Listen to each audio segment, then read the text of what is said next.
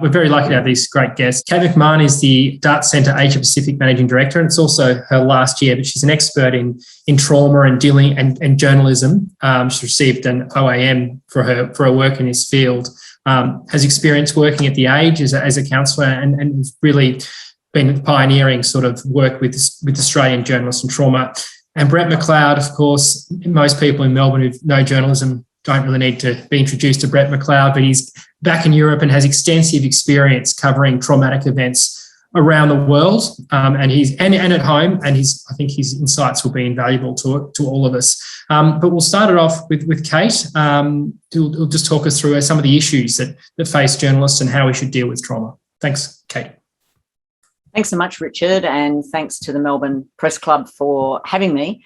I also want to acknowledge the land that I am on, which is the Gunai-Kurnai people, the land I was actually born on, and I want to acknowledge elders past, present and emerging, and acknowledge the resilience of all Indigenous people and the trauma that colonisation has caused them. Yeah, look, mental health and journalism, and hey, what a time we're in with COVID, but what's going on in Melbourne in terms of protests and violent protests. And then lo and behold, an earthquake, which I didn't even feel, but many, many people did. And that brings me to the idea of a concept called continuous traumatic stress. We talk a lot about PTSD, post-traumatic stress, but I think what a lot of journos experience is this continuous. There's no post, because journos, better than I, always going out into the field and getting exposed. It's part of the business to be exposed to things that I've just mentioned and even more. And most journalists, we know, the research shows us, are very resilient, and most people are not affected in any significant way by those sorts of events. So it's really important to acknowledge that just by covering this sort of stuff, you're not going to be deeply psychologically injured. But what we want to do is to enhance resilience and make sure if there are any blips in the system, that people do have periods of impact, that then we can address that and find ways to enhance resilience. And I think what a lot of journos are experiencing, and what I'm hearing at the moment, is more about burnout, overwhelm of the COVID story, and the fact that COVID is white noise. It's very hard to focus on other stories because it's just sort of COVID. And so there's this sort of overlay that happens that is just continuous. And I know it's a bit of a twee saying, but with COVID, we're all experiencing the same storm, but we're not all in the same boat. And that's true for people that are either living alone, if you're a journo that you're in isolation and working alone, or whether you've got a new child, or whether you've got elderly parents, there will be this overlay of stresses that happen as well. What does happen to us in these moments is it's physiological. And at times I've heard journos that have said to me, oh God, I was at court or whatever, and I burst out crying, I'm becoming a weak journo. And I try and dispel that sort of stigma and just say, well, no, it's actually because you're a human being that you've had that impact.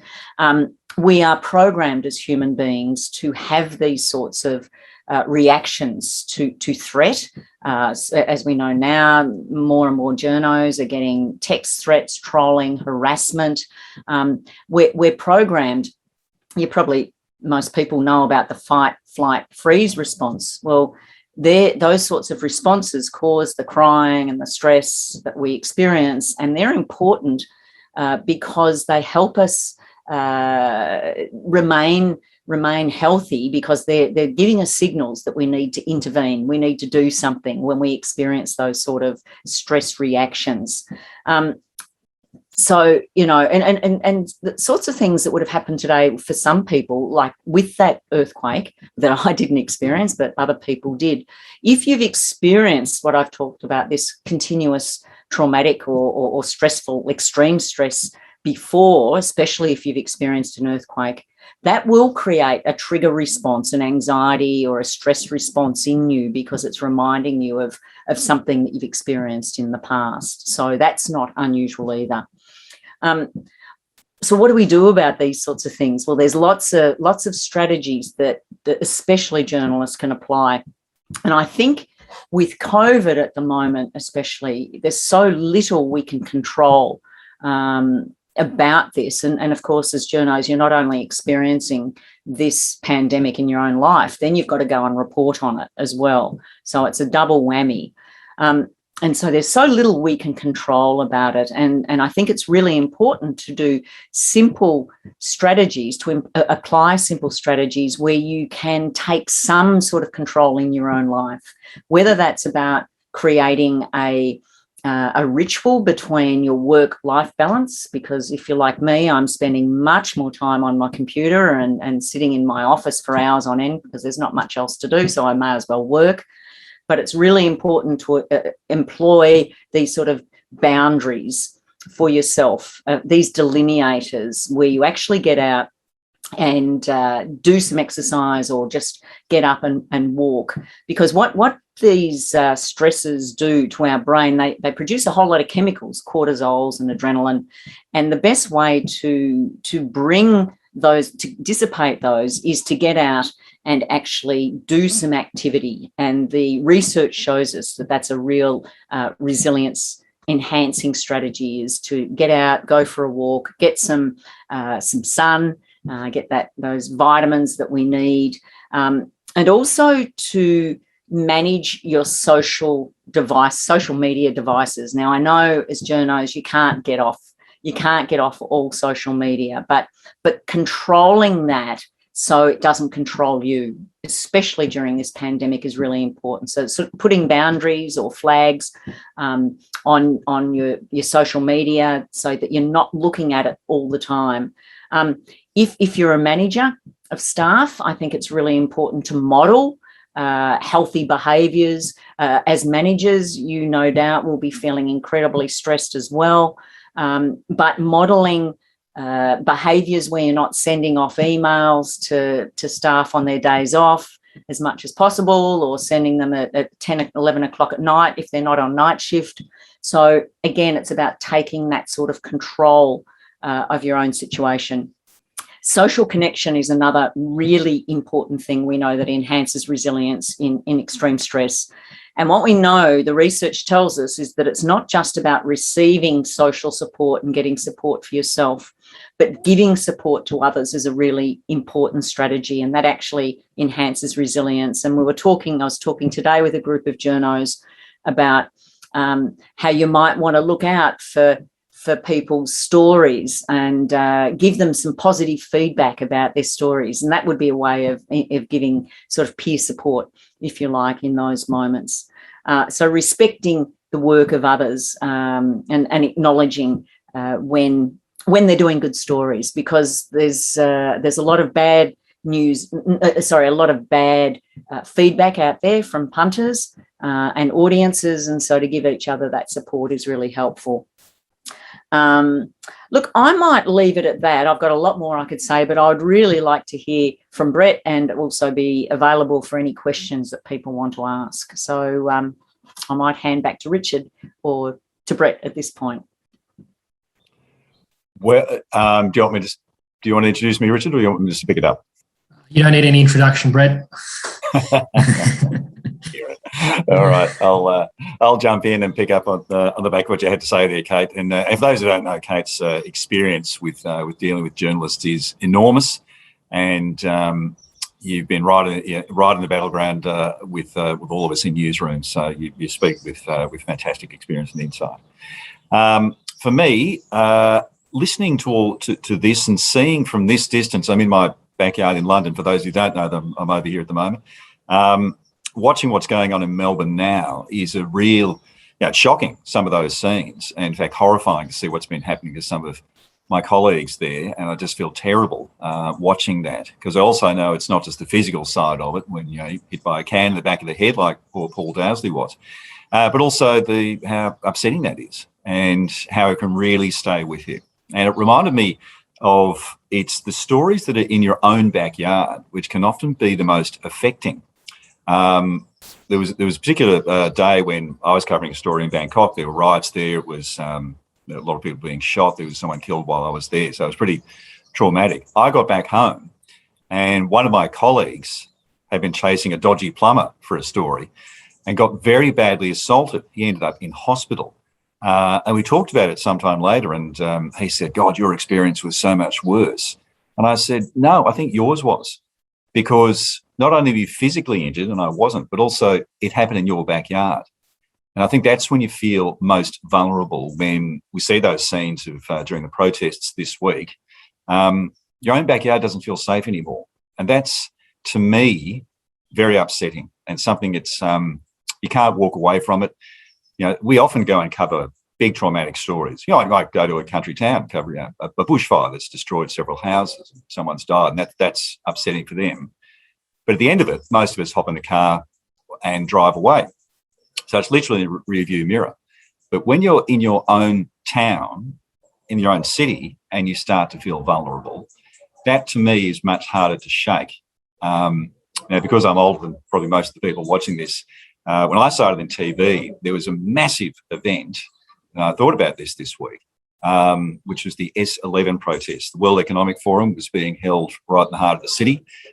World's business leaders were there, and there was the biggest demonstrations we'd seen in Melbourne probably since the Vietnam moratorium marches. And so there were thousands of people ringing the city, and a lot of them didn't like the media. And I remember doing stories where you'd have things thrown at you, have people walk past, blow a whistle in your ear, shoved. There was a group of us actually at the old Melbourne helipad that Nine used to have access to. We were actually rescued by police in a rubber ducky who took us out on the Yarra. It's kind of comical at the time, afterwards, but at the time, I do remember thinking, God, this is my city. I'm just doing my job as a reporter, and people are treating me like this, and my colleagues, and roughing up cameramen, that sort of thing. And I remember for a few days afterwards thinking, I really don't like my city anymore. I want to get away from it, but I can't because it's my city. But that passed. And I was thinking about that this week with those images out of Melbourne. And it reminded me that there are a few things you have to be aware of when you deal with events like you've had in Melbourne over the past few days, and we will have again, particularly under the umbrella of COVID. And just on that, Cait, there's one thing I wanted to add, that coming over here, having experienced 6 lockdowns in Melbourne, 18 months of it's all COVID all the time, it is worth noting, being here, that COVID is very rarely on the front page in the UK now, unless there's some major initiative. Even though there's, by Australian standards, an overwhelming number of cases, it's just not the news that it was, which means reporters have a change in the sorts of stories they're covering. So there is another side to the pandemic, and they're experiencing that here. Whether it comes back or not, we'll wait and see. So when it comes to dealing with these sorts of shocks, particularly that you've had in Melbourne the past few days, your colleagues are obviously the best go-to people. No one understands it like the people who've been alongside you or know what it's like to be alongside you. So talking to them is great. As Cait said, checking in is really good. A quick text to say, boy, that looked really rough, hope you're okay, can make the world of difference, especially if it's from someone you mightn't expect to get it from. And also knowing that there is value in what we do, that when you've been through something terrible like that, you take it back, you make a story of it, and that's really important. You're doing something productive with that information, so it feels like it's worthwhile. And I also find at times like this, I will then write something. So writing an article, now we all have access, most have access to an online version of our medium, even if we're not full-time employed online. You can often write a reflective piece about that, and I've done that many times and found it's really cathartic, just a sort of a good way of getting it out on the page and dealing with it. Finally, social media. I know for some journalists, social media is a really important way of keeping in contact with their audience. I think for a lot of day-to-day on-the-road journos, it can become a burden and, in fact, psychologically extremely damaging. So I think time out is important, and I don't know many journalists who haven't pulled back significantly on social media in the past 18 months because of the febrile comments we get in the wake of the pandemic. So I know we have to keep it in touch with it, but engaging is a different sort of thing. So that's just a few thoughts that I'll throw out and then open up for discussion. Thanks, Brett, and then thanks, Cait. It was a really, I guess, good introduction. I think actually got a question from Jeff Adams who really wants to talk, Cait particularly, and Brett too, about the value of collegiate support. And I think it's a really interesting question at the moment, probably particularly for print journos, but also for a lot of other journos, is we're working in isolation. Like for myself at the ABC, I don't go to South Bank. I haven't been there for 12 months. How important is that collegiate support, and how do we do that? Can it be through Zoom, or is it more important to do it in the flesh? Okay, yeah, look, start with you. Great question, and thanks, Jeff. Hope you're well.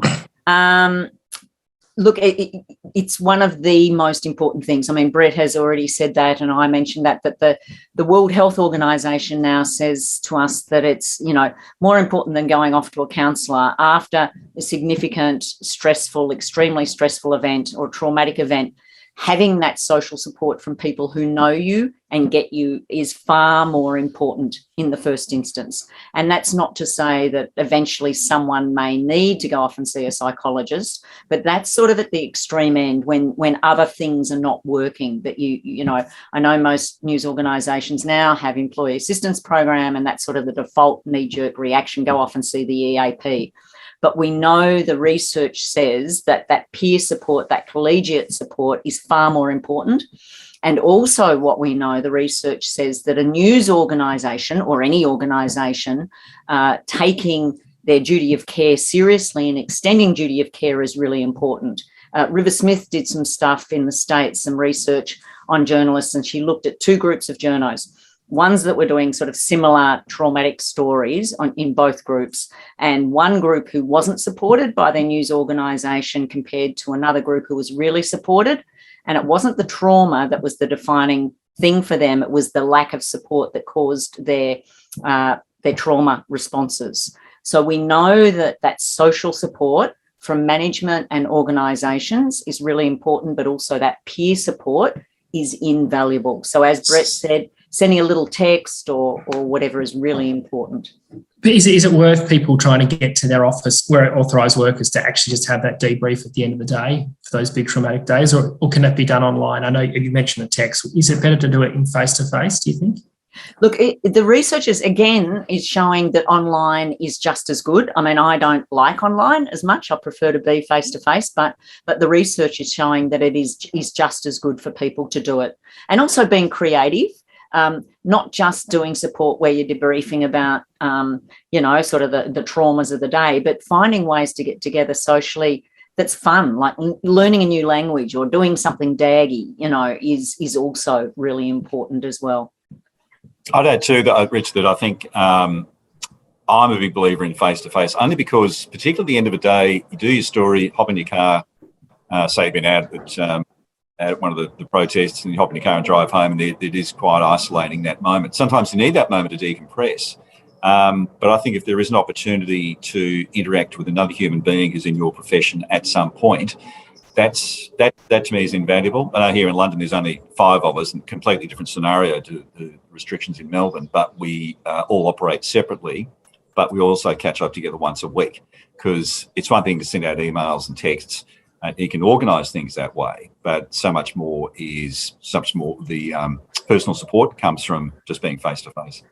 I guess in the past you hear the stories of the good old days, as they say, and after a traumatic event, everyone would be down the pub, or there'd be a slab on. Or what role and what dangers, I guess, does alcohol play in those? Or could be a lubricant too. But what is there a danger of those sort of debrief sessions? Okay.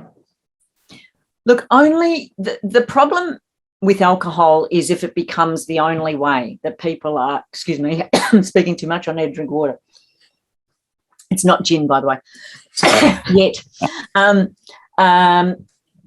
Look, we say, look, if using alcohol as your only or your default position, then it's problematic. But just having a few drinks and having that social connection, that's really good. It's really important. But people know themselves if they're nudging it too much, or it's becoming, I'm using this instead of dealing with it in other ways. Most people can judge that for themselves. So, look, there's nothing wrong with having a few drinks. In fact, it's really good with a few friends, especially that social cohesion. And a lot of that, as Brett said, it's face-to-face is great if you can do it. But at the moment, a lot of us can't do that. So sitting and having 5 o'clock Zoom drinks to debrief is also another great alternative. I'd add one thing to that too, Cait, and I totally agree with that. But I would just add that sometimes alcohol can be used to mask the sorts of things we should be dealing with. So I know people who turn to alcohol as a way of avoiding having to deal with deep-seated issues to do with the job, or that the job's exacerbated. And I think that was more common in the old days, the old image of the journo with the bottom jaw with clinking bottles in it. I think a lot of that was actually people who were just heavily traumatised and never got to talk about it. So alcohol was only refuge. Yeah, look, absolutely. I remember when I first started working at The Age in the 80s, I remember the men's locker room was known as the bar, I remember. So, sorry about age people who are on here. But, yeah, that's how it was. I guess just looking back to relevant, what's happening in Melbourne right now, obviously some people, I was feeling pretty anxious and angry, I guess what like Brett was describing earlier. What is it? Is there something that people should be watching out for over the next coming weeks? There might be the instant thing. Is there something that people should just keep wary of once hopefully these protests sort of dissipate? I think it's about... sorry. Go ahead. No, you go first. That's your area. Yeah. No, look, it's about learning to read your own signs, your own physiological signs, your own emotional signs. And that's one of the things when I'm giving an actual workshop. It's about everyone has their different, what we call beep signs. Stress, trauma affects us behaviourally, emotionally, existentially, and physically. So I coined the acronym BEEP. Learning to read your own beep signs. What is your particular behaviour when you're at an extremely stressed point? Are you the sort of person that withdraws? Or your emotional response? Do you get angry? What's your default position? Learning to read those signs yourself and going, oh, I think I need to just step back a bit. Maybe I need to just go and up my self-care strategy a bit more. So I think that's what I would be suggesting to people, to learn their own self, read their own reactions, and then apply self-care strategies. And the most important thing is to be honest with ourselves. When you know your own behaviour is changing, you know it, but often you just don't want to deal with it. So sometimes as simple as someone saying, hey, how you doing, can actually put you in a bad mood. You think, I'm fine. Why do you have to ask? And you can get really defensive. And then it's important to think, well, wait a minute, where did that come from? So to recognise those behaviours in yourself. And I think, look, one of the best quotes I ever heard is, nothing's ever as good or as bad as it seems. And it's worth keeping that in mind, that it's times now are really, really tough in Melbourne, but there will be a time where they're not like this. And it's the same for us as journos reporting on really bad things. There will be a time when they're more in the past, not only in terms of the story, but for us, emotion. And just to remember to reflect on that there will be some distance, and sometimes that's going to heal the most. I'd like to sort of, I guess, pivot a little bit if we can. Look at the way we report trauma in times like this, and particularly in lockdown. We're dealing with people, particularly business owners, kids with, parents with homeschooling, mental health issues. How do we report that fairly without, I guess, getting caught up in the emotion and just trying to tell a story? And the fact that, that we know that people are very emotional at the moment. There's a lot of people who say they've got, mental health issues regarding this. How do we do that fairly and not get caught up in the emotion, considering we're looking at a sort of a big sort of statewide issue, if you like. We're not looking at individual cases. How do we report that fairly? Well, maybe I'll start just by saying that to me, nothing changes because it's a pandemic from whenever we're covering any major traumatic event. It's just on a massively bigger scale, in that when we go and speak to people, we are asking to step into their lives and bare their souls. So you have to always respect that. And one thing I've learned since I was a younger journo is always about, to me, it was about getting the grab, getting the quote, thanks very much, and move on. And there is a delicate art of not only approaching people so they feel comfortable talking to you, but also exiting gracefully. So you're not just saying thanks very much and swiveling on your heel. and treating them as human beings. And so I think, look, a good way of doing that for me is always to say, thank you very much, really appreciate that. I look forward to telling your story through my story, just so there's an acknowledgement that they've done something which is difficult for them, but is going to be of value for other people, and not just to treat them as commodities. And I think journalists are so much better now than I started out at doing that. I think there is much more a greater awareness of the need to treat people as human beings and consider how actually, and social media, funnily enough, I think has played a good part in this, because we are now all, it's possible for us to be recorded at any time doing our job, which can be a pain in the arse at times, but also I think makes us aware that we've got to be on good behaviour. And one of the good things I remember from the Royal Commission into the Black Saturday bushfires, which is probably the last major, hugely traumatic event in Melbourne prior to this, was Justice Bernie Teague in his final report did make a point of saying to the media we had done a good job by and large. There's always going to be some exceptions, but by and large he felt the media had done a job in covering extreme trauma for a lot of people. And I think that was just a sign that things have changed. We're a bit more aware of this sort of thing now. And I think just to pick up on that too, Brett, that on the Dart Centre website, we have a lot of stuff about interviewing people who are traumatised. And in fact, we did a video with Kerry O'Brien called Getting It Right, which talks journos through interviewing people who are traumatised, because it is different to interview someone who's traumatised compared to, say, Dan Andrews or Scott Morrison or whatever, someone in power. Because what trauma does, it disempowers people. People who, someone who's lost their child in a drowning accident, say, the world that they knew as a safe and benevolent place is no longer, and they are completely disempowered. So when interviewing people who are very distressed and traumatised, it's important, I think, to give back power in little ways. And it's not trickery, it's actually humanity. And you'll get a better interview if you give back power. And simple ways to do that we talk about is just saying to someone, would you like to be interviewed over here or would you like to be interviewed there? Tell me if you want to stop. Because tears don't necessarily mean the interview should be stopped. Many people want to talk through tears, but just if someone is starting to cry, it's like, well, do you want to continue or do you want to have a little break? So there are little ways that you can just give back power, give back some sort of control to the traumatised person. And doing that, you'll get a much better interview than if you're, sort of forcing people and being bombastic when they're very distressed and traumatised. Thank you. Got a question from Bernard. He wants to know whether the severity of images and the revisiting during the editing process, does it make photojournalists more, likely to suffer trauma than print journalists, or is it? That's a great question, Bernard, and that's something I tried to look at. I tried to do a comparative study of exactly that when I was doing my thesis, but I didn't get a big enough sample size, unfortunately, to look at that, because I wondered that question myself. And we yet don't have any studies that say that that's actually the case.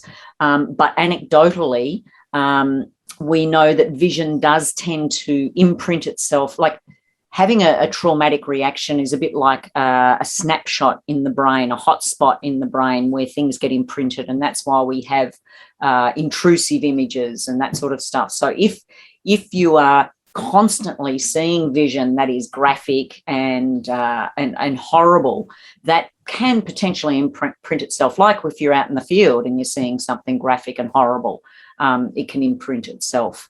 But there's not enough research to actually say categorically, but there's certainly the anecdotal evidence around that. Just everyone, just please keep your questions coming. This is some invaluable time with Cait and Brett. Another one from Jeff. When debriefing after an event, is there a danger of re-traumatising? Is that something that can happen? That's a great question also. In the trauma circles, we tend not to talk about psychological debriefing anymore.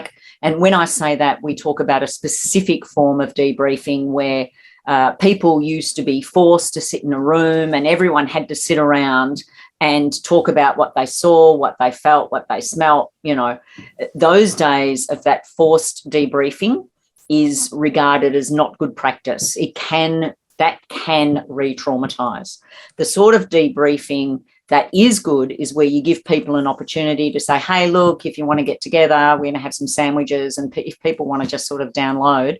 But I prefer to just do that sort of one-on-one, because there is that danger of people hearing stuff that they don't necessarily need to hear. So I suppose I'm contradicting myself a little bit, but giving people the opportunity to chat, and if people want to do that in a group, but I would be cautious about making sure that graphic stuff is not really talked about. It's more like, let's talk about what we did, maybe what you felt, but what can we do better? That sort of debriefing.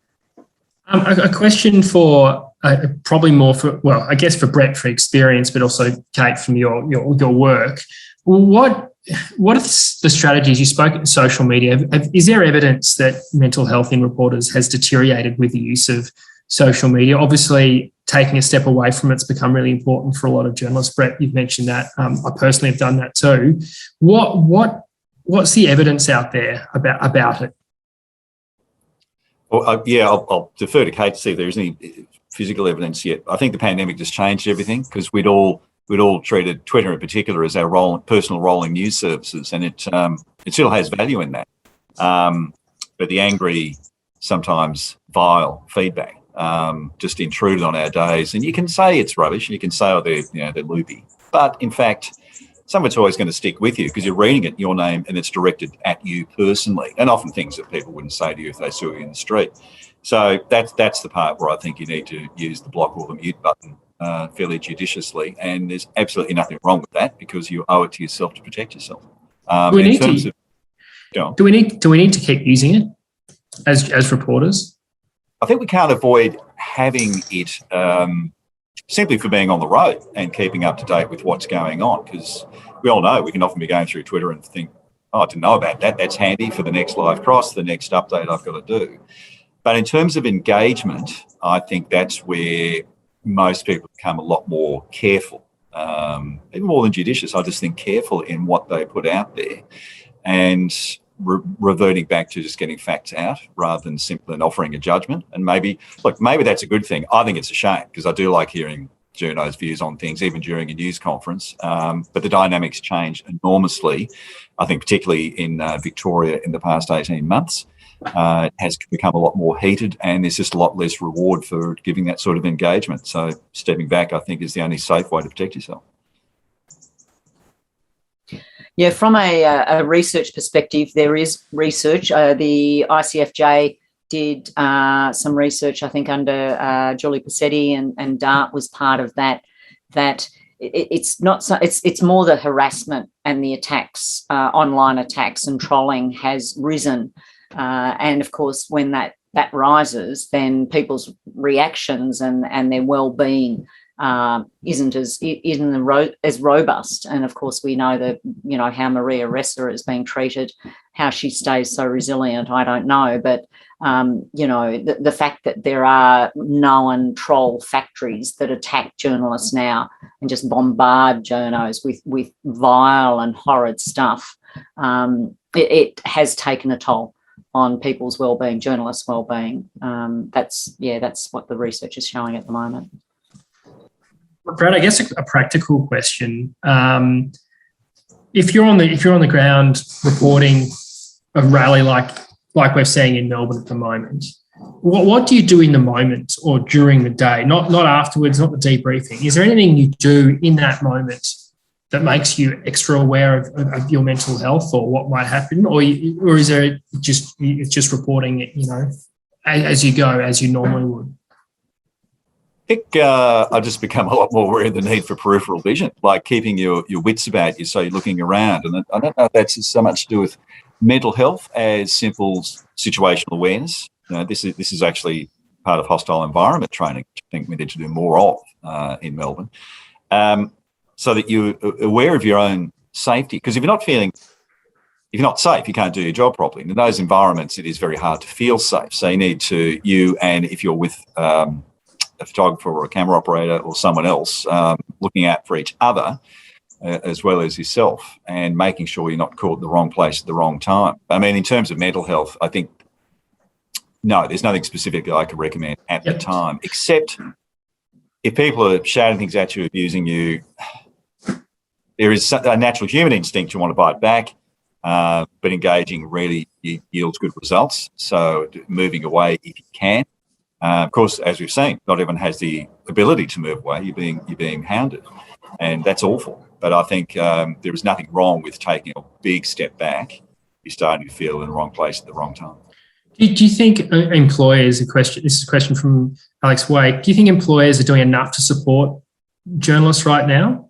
I mean, in both mental and physical. I mean, we've seen the physical attacks on Dowsley. Do you think there's been enough done? I know that there has been some organisations, have been reluctant to send cameras and crews to these events because of the attacks on journalists. Is that the way forward, do you think? It's new. We haven't had to deal with this sort of stuff really on a large scale before. I don't know. There's been much more of an effort to get support.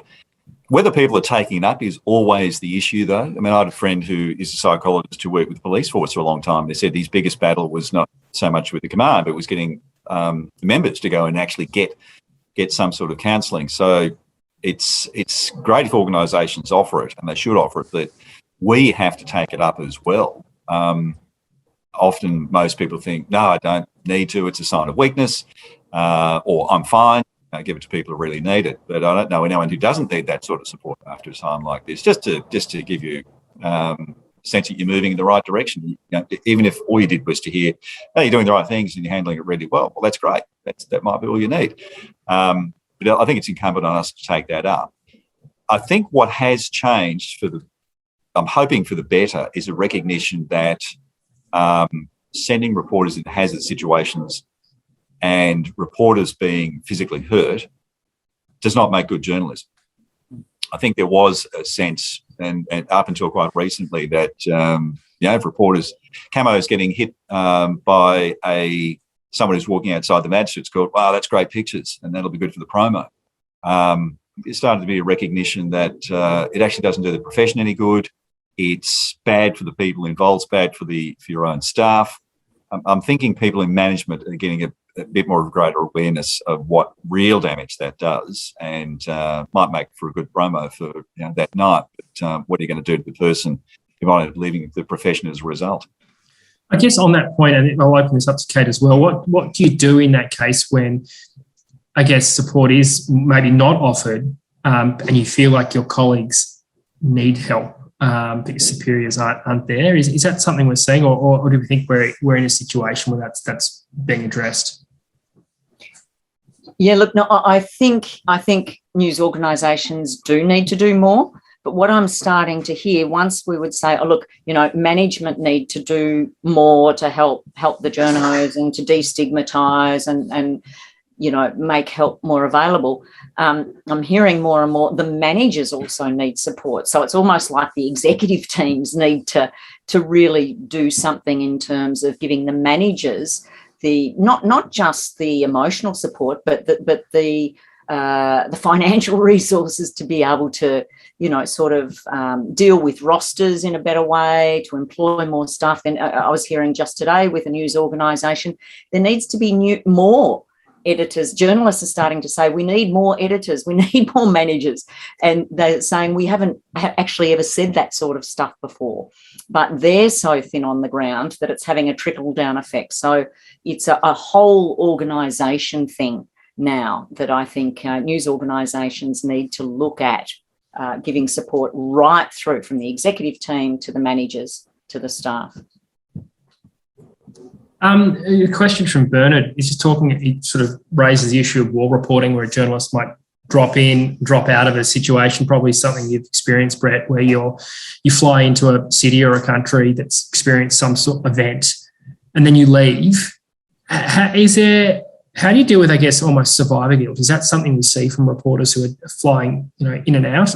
And I know, Brett, at the start you did mention that the trauma you experienced worst was probably when you saw things happening to your own city. Yes, it's I can't say I've had survivor guilt. In fact, I sometimes feel glad that I've had the opportunity to go and cover war zones, big disasters, that sort of thing. I certainly don't enjoy it. I don't seek it out. But it is a privilege to tell big stories as a journalist, just to tell something really that significant as Iraq or Afghanistan. And I think to create a greater awareness of what life is like for the people who are living in these environments. It certainly informed me a great deal. So I've never felt any sense of guilt about it. I felt more an obligation to tell the story. When I was in Aceh after the tsunami, that was one time I really felt, God, it's so important what we do as the media to give voice to hundreds of thousands of people who are voiceless. And that's not, some highfalutin, aren't we great? That's simply, this is what the job does at its best, creates awareness for people who are suffering the worst. So that to me is always, that's a privilege. I don't see anything negative about that. But I can understand for those who are living and working in what become war zones, say Lebanon, it's probably really annoying when journalists fly in and do their pieces to camera and look like they're grandstanding and fly back home again, stopping at the bar on the way. But I think ultimately we are fortunate to be the practitioners of what we do and tell very large stories. And really, the biggest story of my lifetime is happening right now, and it's been happening the past 18 months. Okay. Cait, did you want to add anything to that? Yeah, look, I do hear from different journalists, especially overseas journos. My colleagues in the Philippines, when I went over there and working after the Maguindanao massacre with them over there, talking about their survivor guilt, actually, that a number of them were supposed to be going and reporting on the election down south, and they didn't. For whatever reason, just mundane reasons. One journo's kid was sick, and so they didn't get on the bus to go down, and so they were spared. So in those sorts of situations, I certainly have heard, about real survivor guilt there. But a bit like with Brett, I don't hear it so much with people coming and going from big stories.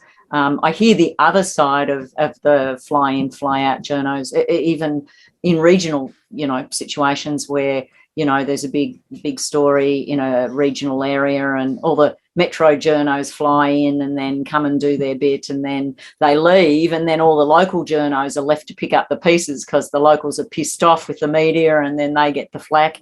I sort of hear that sort of stuff too. But look, it's really about, again, being about aware and checking in with yourself, checking in with your colleagues when that sort of stuff might arise, I think.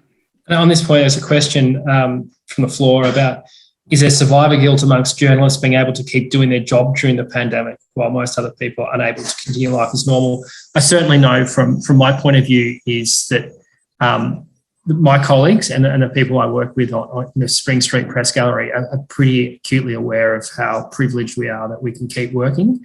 I don't know if it's survivor guilt. I think that there is amongst, I think, most journalists I know, there's definitely an acknowledgement that we're still doing our jobs and we're very lucky to do that. I don't know if you want to add to that, Brett. I totally agree. Everyone I've worked with when I was in at Nine, all of us, whether it was journalists, producers, camos, makeup, tech people, we all had that discussion of, aren't we lucky to be able to get out of home and come into work? And then we did have a sense of privilege and interact with other human beings. So, yeah, definitely an awareness that we're in a privileged position. Another question from the floor. A lot of business networks and a lot of the public in general are saying that people should avoid watching or reading the news for their own mental health at a time like this. Do you think that takes a toll on journalists, that, where people are being told to switch off or, put the paper down? Well, I might jump in quickly and then you take it up, Cait, but I think the Daily Dan was a good example of that. Look, we all became addicted. No, not all of us. Well, we knew we had to do it as part of our jobs, those of us who, were making a story that night. But I reached a point where I thought, hang on, I don't need to watch this on my days off. Like, I'll find out what's going on later on. I don't need to watch the hour and a half, 2 hours every day. And of course, some people became obsessive about it, and they can often lead to rage against the media. But that was definitely a time for me of like, no, have a mental break. And I don't think that means their jobs are less value. I think it simply means people are protecting themselves, and that's a really sensible thing to do. Okay. Yeah, look, I think that's great advice, that when you're working in the media, I know for myself, I'm not a journalist, but I'm working in the media, and I just have to switch off for myself at times. It's like, no, I cannot read, the news or watch the news today. And again, it's about just sort of monitoring my own capacity in the moment and just saying, okay, it's okay for me not to watch every news bulletin that's on to see what journos are doing. I can take a break, and I think people need to do that. I definitely say to younger journalists too, who might feel they're obliged, if you're obliged to watch every bulletin or read every article in the organisation you work for, it is perfectly okay to not watch the news some nights and put on The Simpsons or put on some music or just not have the TV on at all. You need to give yourself that mental break. And this question sort of builds on that from Richard Leader. How do we cope with reporting bad news every day after day with COVID, particularly with COVID? I think personally, it's you just got to make sure that you're not working 7 days a week, and just as you said, Brett, just switch off the TV. Watch the footy in my case, or other people go for a long run, or read a book. It's literally trying to put, and I find I try to put my phone in another room. Even some people try that. Brett, Cait? Yeah, look, it is about applying those sort of strategies that I was talking about before, of connecting up with loved ones, people who get you, who understand you, colleagues, both receiving support from them, giving support. Physical exercise is really, really important, even going for a walk, and not sort of doing unobtainable goals for yourself in that where it becomes self-defeating, but just even saying, look, today I'm going to walk around the block. Tomorrow I might walk around twice, something that's really obtainable. So doing that sort of stuff is really important. And as I said earlier, there's so much about COVID and the world that we can't control, making sure you find something that you can control for yourself that creates that work-life delineation where you're not just always on. And it certainly adds to even just walking outside is such an important thing to get some daylight on your skin at some point during the day if you're working from home. But I've had this conversation with many friends who say, God, it must be hard, because I would often do the pull together on the COVID stories, doing the highlights of what was the story, or the lowlights of the story of that day. And friends would say, God, it must be hard having to do report on COVID every day. And I said, well, actually, again, I'm in a lucky position because everyone is reading about COVID all the time, every day. We're all immersed in it because it affects our lives. I actually get to do something with that. I'm not just sitting there receiving all this information. I can actually create something that's my job and package it up and pass on that information. So I get to utilise it. And that, to me, that's satisfying to be able to use all that information on something we're all experts in now. But the fact that we are, again, the lucky position we can make something of it is really good.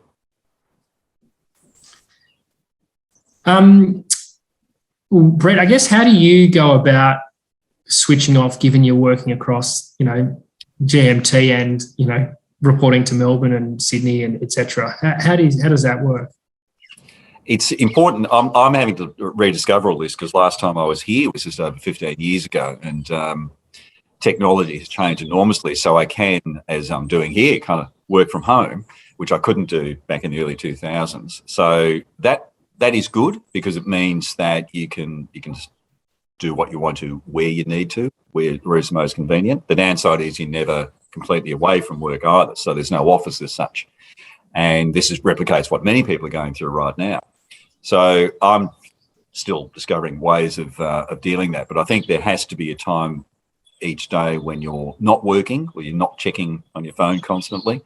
And also, I find if I know there's a particular time where I know I've got to go for a live cross to start preparing for a story, that's the time when I'll go just do a quick walk around my neighbourhood, go and walk the dog, go and get a coffee because we can here at a coffee shop, just something to be normal, and then get into work mode. But trying to divide them up as much as you can. It's not always possible, but if you can provide some delineation between the two, mentally, I think that's much better. Great. Another question from Alex Wake, just about the way that the public is turning on journalists, or some people in the public are turning on journalists. Is that something that, Brett, you are seeing in the UK as well? No. I think it's happened here. We have seen some footage here of journalists being harassed, particularly by the anti-vaccination mob, and they were a mob. But in terms of the discussion, I think. I presume, Alex, you're talking particularly about the sort of online attacks on journalists. I've seen nothing like that anywhere else. Certainly the discussion here, criticisms of the government, criticisms of media, is at a very different level to what I've seen, particularly in Victoria. Victoria's been a hothouse. I think particularly during the second wave, and Rich, you would have experienced this directly too, where there was constant, the hashtag, "this is not journalism," kept coming up. And usually it was people criticising us for doing exactly journalism, for doing our jobs, but didn't like what we were raising, usually in news conferences. That's where I saw a real turn. And I wrote an article just online, something Daniel Andrews had brought up, which contradicted what he'd said earlier. This is in August last year, and got some really surprising negative reaction. I thought, whoa, what's going on here? Then realised things had changed significantly, and the sorts of criticisms we were getting were, in some cases, justified. In some cases, make you think. A lot of cases, people just angry, and the media became a very open, soft target, regardless of whether they were right or wrong, and they just wanted to hit out at someone, and we're easy to do. So I really object to people who say, "Oh, journalists have got thin skin." No journalist goes through the day without getting some criticism, quite often from the people who employ you. We are constantly battle-worn by our jobs. Things are just very different now in terms of how febrile it is, particularly on social media. A really good question.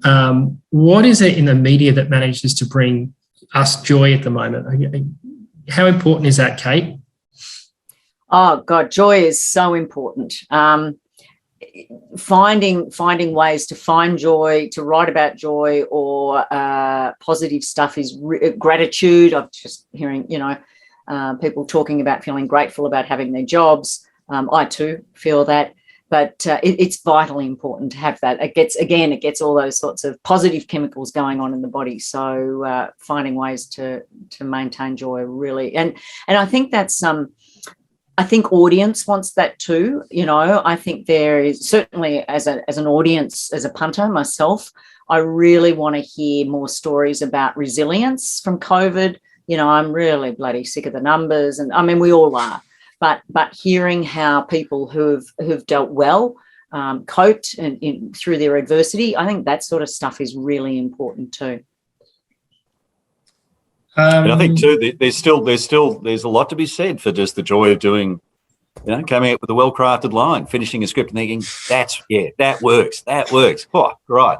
I've finished the day. I've done all that I can. Yeah, there's satisfaction in that. And I will give a plug for your work, Cait, in post-traumatic growth, that in fact there is another side to all this that can actually be really beneficial. I think you should mention that. Yeah. Thanks for reminding me about that. Some of my research I did on journos is a concept called post-traumatic growth, which is not a Pollyanna-ish way of saying, "Oh, I've experienced trauma and I'm going to grow." That's great. When you experience significant trauma, your world is shattered to a point where nothing was, as I said, is like it used to be. And so very often it's like the phoenix rising from the ashes. In coming through that trauma, you often start to realise things, that you are actually a stronger human being than you thought you were, that you have deeper relationships with people than you ever had before. So there actually are benefits of coming through and growing through horrible situations. And that's called post-traumatic growth, that people can look into a lot more if they want to. We might wrap it up now, actually, because Cait, you need to leave. So thank you so much for your time. There was a couple of questions directed at me, asking whether I have PTSD from covering the press conference every day.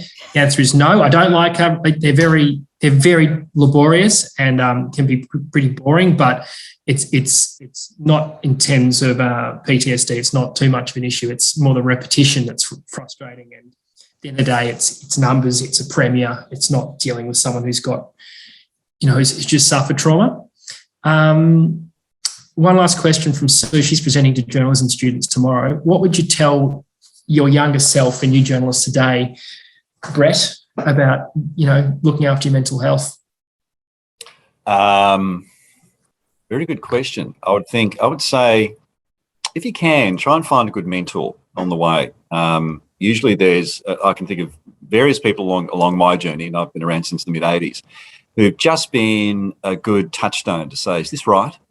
Is what I'm doing right?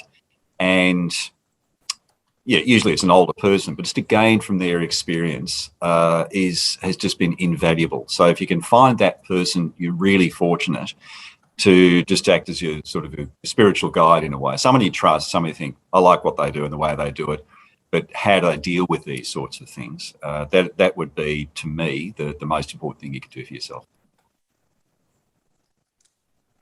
Cait, any last words of advice to a young journo starting out?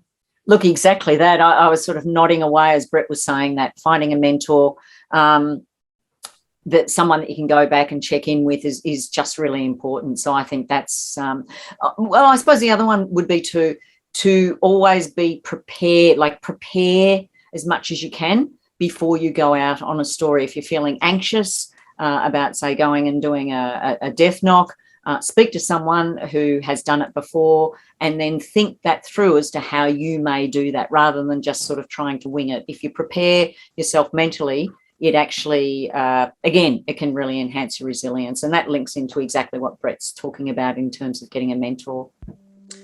We'll finish there. Thanks so much for all your invaluable insights, Cait, and especially thanks to Brett for getting up early in London. But thanks for making time and at the start of your day, and Cait at the end of your day. So thank you so much.